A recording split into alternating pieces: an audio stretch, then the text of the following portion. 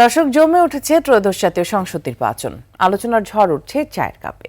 সেই তর্ক বিতর্ক আলোচনা সমালোচনায় তুলে আনতেই আমাদের এবারের আয়োজন হ্যাপি কাউ চায়ের আড্ডায় নির্বাচন।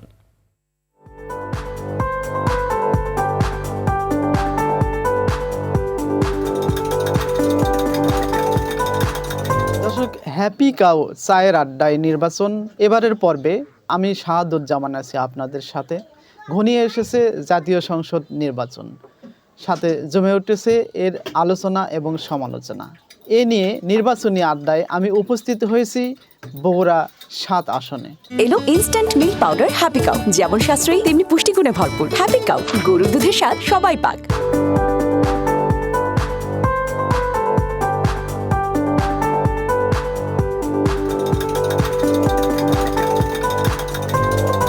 যেহেতু বাংলাদেশটা হলো বহুদলীয় গণতান্ত্রিক একটা রাষ্ট্র, অবশ্যই রাজনৈতিক দলের বিভক্ত থাকা দরকার, এই কারণে যাতে নির্বাচনটা জনগণের কাছে গ্রহণযোগ্য হয় এবং ভোটটা সঠিকভাবে দিতে পারে স্বতঃস্ফূর্ত আনন্দের সহিত।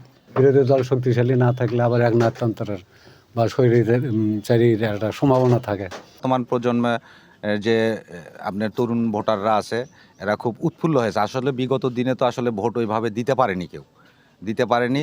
এই জন্যই বর্তমান সিচুয়েশনে ভোটের যে প্রভাব বা দেখতেছি, এতে তরুণ প্রজন্ম খুব স্বতঃস্ফূর্তভাবে ভোট দেবে বলে আমি আশাবাদ। বিগত দিনে যেভাবে ভোট হচ্ছে, এবার তো সে ধরনের হওয়ার কোনো সম্ভাবনা নাই। ফেয়ার ভোট হবে, যার জন্য কোনো সংঘাতও হবে না। আমরা বিগত দিনে নির্বাচন দেখেছি এবং সেই সাথে আমরা দেখেছি যে গত নির্বাচনগুলোতে যেমন প্রশাসনের একটা গড়মিল ছিল বা প্রশাসন একটু লুজ ছিল, কিন্তু এবারে আমরা দেখতে পাচ্ছি যে এখন পর্যন্ত প্রশাসন অনেকটাই নিয়ন্ত্রণে রেখেছেন নির্বাচনের মাঠ। দর্শক, হ্যাপি কাউ চায়ের আড্ডায় নির্বাচন আজ এ পর্যন্তই। ভালো থাকুন, সুস্থ থাকুন। নির্বাচনী সকল সংবাদ পেতে RTVর সাথেই থাকুন।